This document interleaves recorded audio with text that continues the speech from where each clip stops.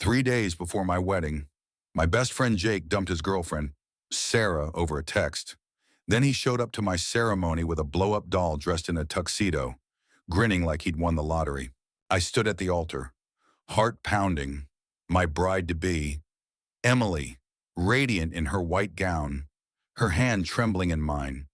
The church buzzed with anticipation, flowers spilling over pews, the organ humming softly.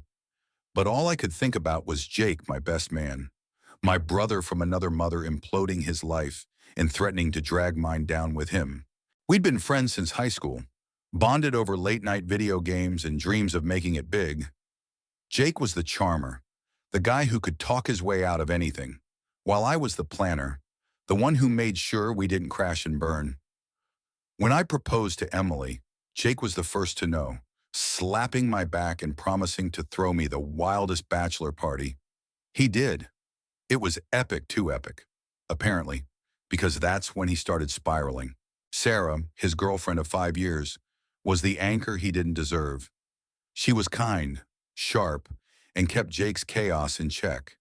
But 3 nights ago, he'd called me, slurring about how she was holding him back and how he needed to be free. I begged him to sleep on it, to talk to her face to face. Instead, he sent her a breakup text at 2 a.m., blocked her number, and vanished into a bender. I was knee-deep in wedding prep seating charts, catering disasters, Emily's stress over her dress fitting so I couldn't chase him down.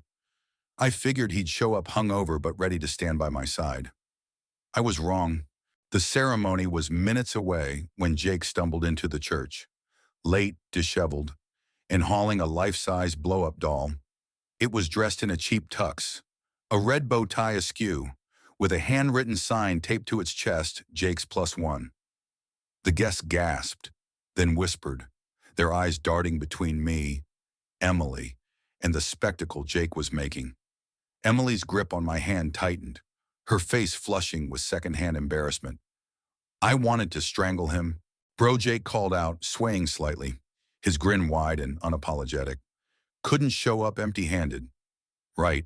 The priest coughed, adjusting his glasses, clearly unsure how to proceed. My mom, sitting in the front row, looked like she might faint. Emily's dad, a man who could bench press a Buick, was already cracking his knuckles. But Jake, he just stood there, proud of his stunt, oblivious to the chaos he'd unleashed. I pulled him aside, my voice low but shaking. What the hell? Jake, a blow-up doll to my wedding? He shrugged, eyes glassy. Sarah's gone. Man, I'm celebrating my freedom. Thought you'd get a kick out of it. Freedom, I hissed. You broke her heart, and now you're making a mockery of my day. He blinked, like the thought hadn't crossed his mind. It's just a joke. Ryan, lighten up. It's your wedding. A joke. That's what he called it. But it wasn't just about the doll. It was about the years of cleaning up his messes, of excusing his selfishness because he was Jake being Jake. I'd always been there when he flunked out of college, when he crashed his car, when he needed a couch to crash on, and now, on the most important day of my life, he couldn't even pretend to care. Emily, ever the saint, stepped in before I could say more. Jake, she said, her voice calm but steel-edged, put that thing in the car. Now. For a moment, I thought he'd argue, but something in her eyes, maybe the quiet fury of a woman who'd spent months planning this day, made him back down. He shuffled out, doll under his arm, muttering about how we were no fun. The guests settled. The ceremony went on, and Emily and I said our vows, her smile pulling me back from the edge. But Jake's stunt hung over me like a storm cloud. The reception was at a vineyard, fairy lights twinkling under a starlit sky. Emily glowed as we danced, her laughter easing the knot in my chest. But Jake was at the bar, downing whiskey like it was water, flirting with every woman in sight. I tried to ignore him, to focus on my wife, but then he grabbed the mic during the toast. Ladies and gentlemen, he slurred, raising his glass. To Ryan, my boy, who's officially off the market, and to me for surviving another breakup. The room went silent, save for a few awkward chuckles. He rambled on, something about love being a trap, before Emily's brother, Mike, yanked the mic away. I found Jake outside later, sitting on a bench, staring at the ground.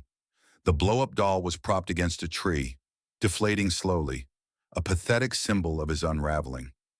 I sat next to him, torn between punching him and hugging him. "Why, Jake?" I asked.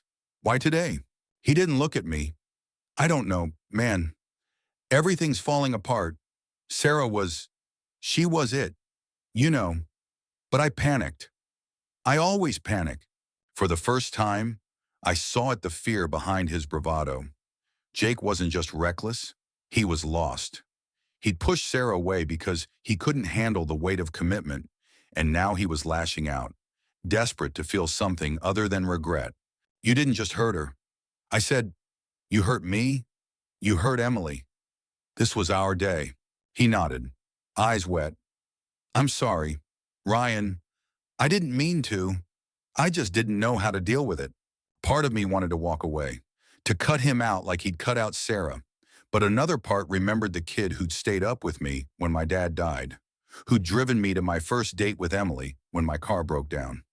Jake was a mess, but he was my mess. "Get help," I told him. "Not for me, not for Sarah, but for you. You're better than this." He didn't say anything, just stared at the deflated doll. I stood, brushing off my tuck, went back to the reception. Emily was waiting, her eyes searching mine. "You okay?" she asked. I kissed her, letting the warmth of her ground me. "Yeah, I'm okay." The rest of the night was a blur of laughter, dancing, and toast, real ones, from people who loved us. Jake left early, and I didn't stop him. Maybe he'd figure himself out, maybe he wouldn't. But I wasn't going to let his chaos ruin what Emily and I had built. As we cut the cake, Emily leaned in, whispering, "We're a team now. Ryan, no matter what." Her words were a lifeline, a reminder that love, real love, wasn't about grand gestures or avoiding mistakes. It was about showing up, even when it hurt, and choosing each other every day. Jake's stunt became the talk of the wedding, a story we'd laugh about years later. Though it didn't feel funny then, it taught me something. Though friendship, like love, isn't about perfection, it's about forgiveness, boundaries, and knowing when to hold on or let go. I hoped Jake would find his way, but I wasn't his savior. I was Emily's husband, and that was enough. What do you think? Can a friendship survive a betrayal like Jake's? Or is some damage too deep to repair? Share your thoughts on loyalty, forgiveness, and where you draw the line.